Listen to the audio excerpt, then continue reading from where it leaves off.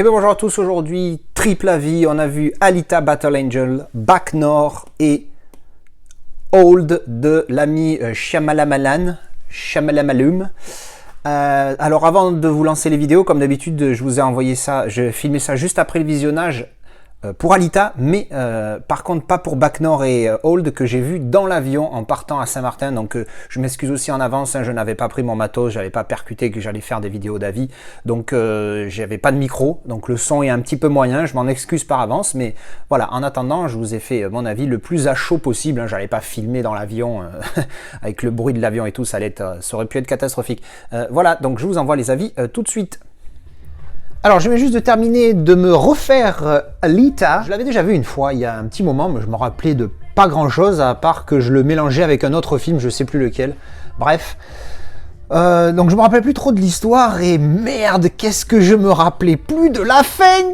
Nom de Dieu, elle est où la suite, putain? Ah, j'avais zappé ça, cette histoire. Enfin, je sais pas, c'est marrant, parce que d'habitude, ça me choque, ce genre de fin. Mais là, c'est carrément une fin, genre... on attend la suite, quoi. Qu'est-ce qui se passe? C'est vrai que dans ma tête, je me disais, putain, mais Zalem, me rappelle plus à quoi ça ressemble. Et en fait, je mélangeais avec, comment il s'appelle, avec Matt Damon, là, que j'ai revu après, Elysium. Je sais pas pourquoi j'ai mélangé avec Elysium, parce qu'en fait, ils partent dans l'espace, je sais plus où, sur un autre vaisseau qui est au-dessus d'eux, alors que là, enfin bon, bref. Anyway, en fait, j'aime beaucoup Alita. Mais putain, la fin parce que bon, la fin arrive. Moi, je suis là pendant un moment où c'est un petit peu plus calme. Je prends mon téléphone pour répondre à un commentaire, pour lire un commentaire pendant 5 secondes. Et d'un coup, j'entends le générique qui démarre. Et qu'est-ce qui se passe? Et en fait, je regarde, c'était effectivement la fin du film. Bon, alors, le film est pas mal. Hein, j'attends la suite hein, avec impatience. Vraiment, vraiment pas mal. Sur les... il fait combien? Il fait 2 heures, je crois. Ouais, 2h01. Il y a un petit générique et tout. On va dire 1h55. Non, franchement, il est sympathique. J'aime bien cette histoire un petit peu futuriste, tout ça. Donc c'est vrai qu'on pourrait me faire un petit peu la remarque, parce que j'ai pensé un peu au film Her avec Joaquin Phoenix, où j'ai pas du tout aimé le fait de tomber amoureux d'un logiciel.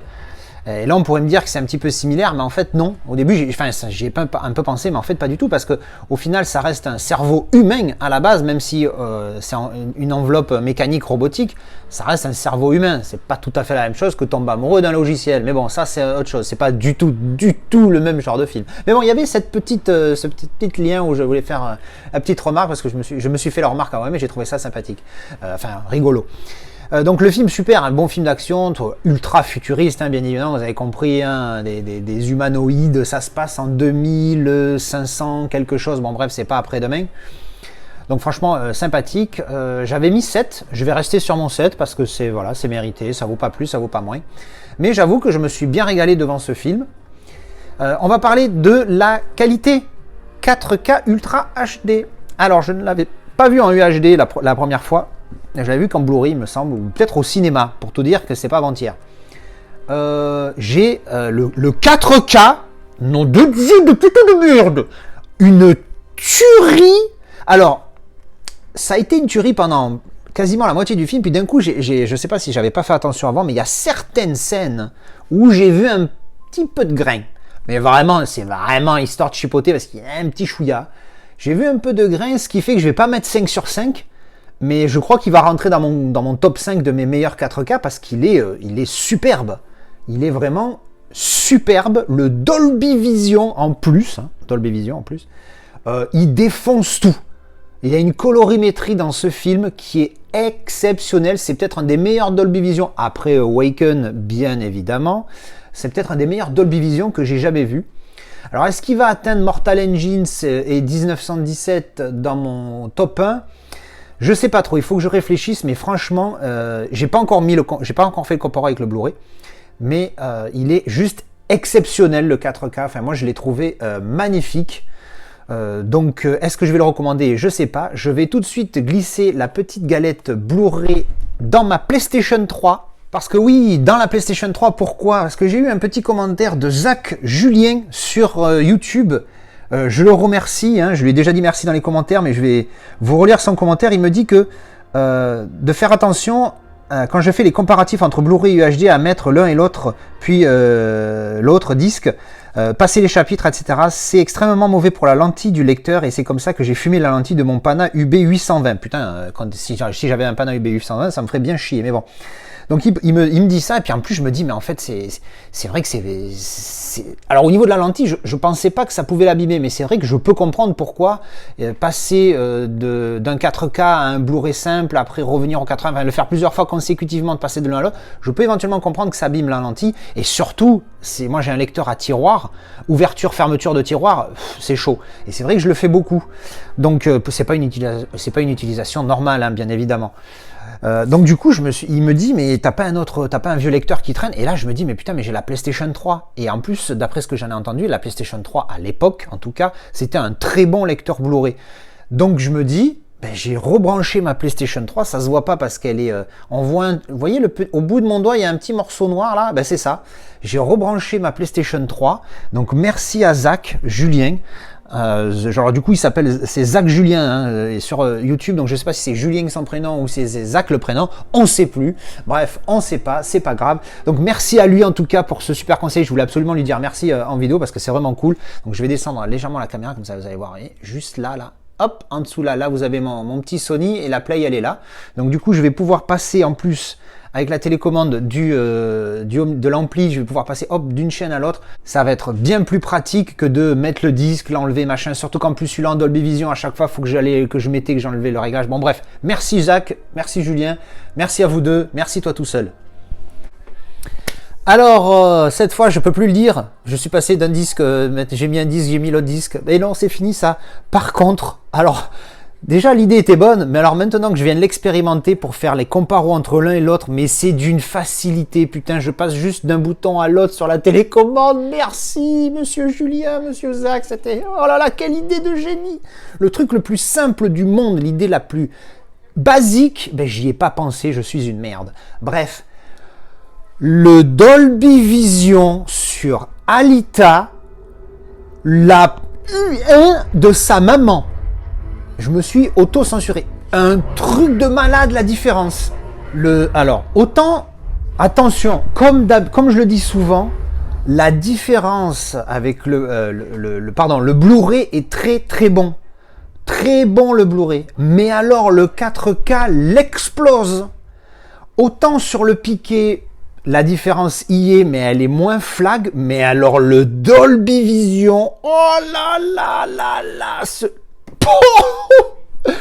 Alors, encore une fois, le Blu-ray est très bon.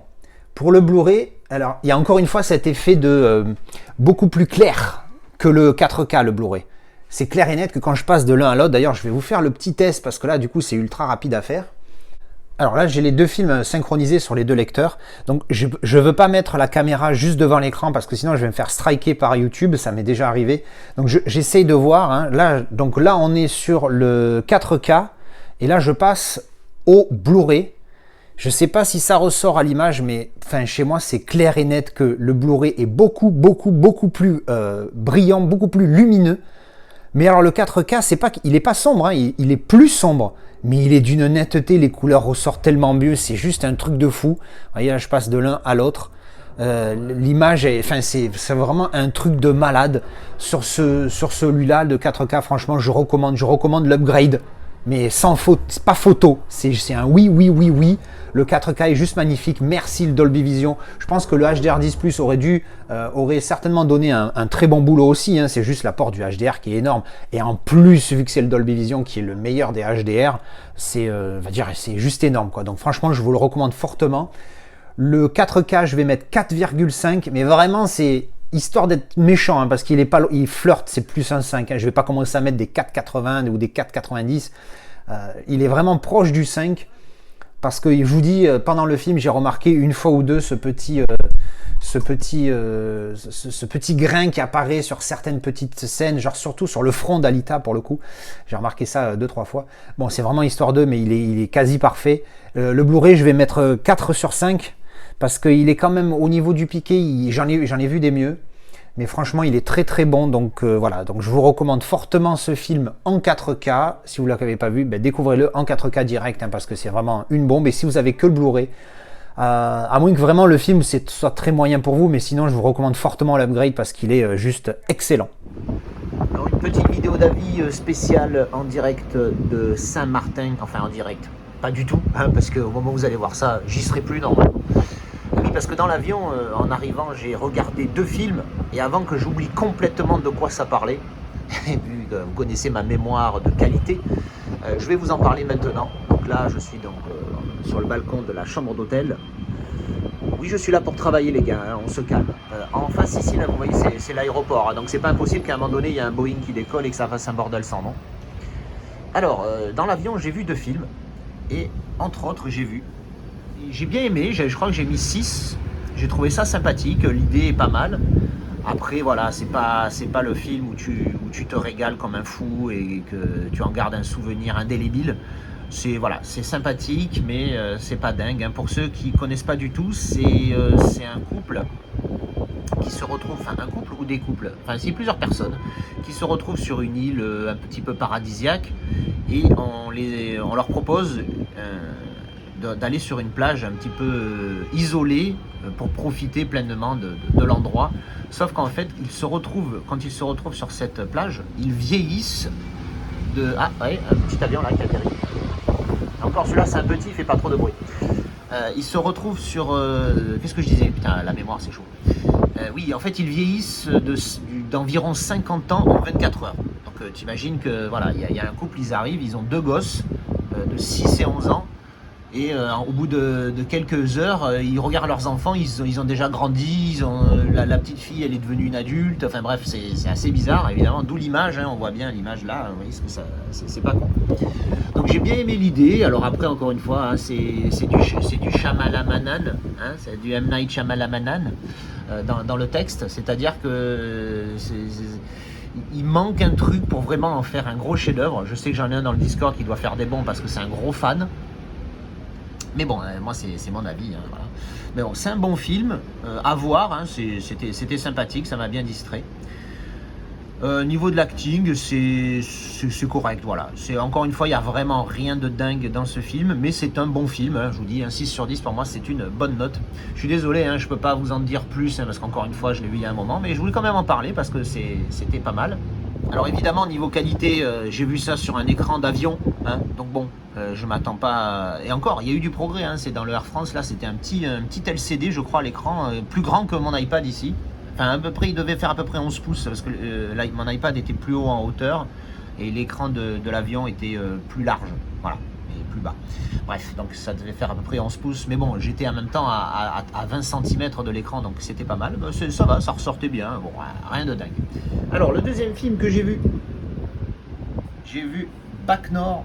En fait, dans l'avion, je voulais pas voir des films où j'allais regretter mon home cinéma, tu vois. Donc, ce genre de film, c'est pas un film de guerre, un film d'action, un film où il y a des cascades, des gros effets spéciaux, tout ça, parce que sinon, tu te fais chier, quoi, tu vois. Tu te fais chier, mais tu te dis merde, tiens, sur le home cinéma, ça aurait bien rendu. C'est pour ça que j'ai regardé ces films-là. Je me suis dit que c'était pas des films pour lesquels le home cinéma allait apporter un truc dingue. J'aurais pas regardé, je sais pas, un Godzilla par exemple, vous m'avez compris. Donc j'ai vu Bac Nord, très bon, très bon, j'ai mis 7. Alors c'est rigolo, ils ont changé les noms de certaines rues, mais à un moment donné il y a un plan large sur le quartier où habite mon père, et donc ça m'a fait drôle, qui évidemment ne s'appelle pas comme il s'appelle dans le film. Ils ont changé les noms de certains, quasiment de partout, hein, c'est pas les vrais noms. D'un côté c'est très bien parce que sinon ça aurait fait une mauvaise image, parce que le quartier de mon père, c'est clair que c'est peut-être pas, on est très loin du luxe, mais on est très loin aussi du quartier chaud de la mort comme on voit dans le film. Bref, donc c'était assez rigolo de voir ça. Certains accents aussi, bon là pour le coup j'en parle un petit peu, mais des acteurs qui ont voulu prendre des accents de Marseille, ça va, mais bon, il y a des fois c'est pas top, quoi, c'est pas top. Bon, ce qui est bien, c'est que Gilles Lelouch pour le coup ne prend pas d'accent, et ça c'est bien, parce que lui, je pense que ça aurait été très mal vu. Après, pas tout le monde a un accent marseillais chez nous, hein, malheureusement, je le déplore des fois, mais bon, enfin bref. Donc c'est un film qui est très bien joué. Après, moi j'ai jamais vécu dans des quartiers aussi chauds. Malheureusement, j'ai quand même ce ressenti de vérité.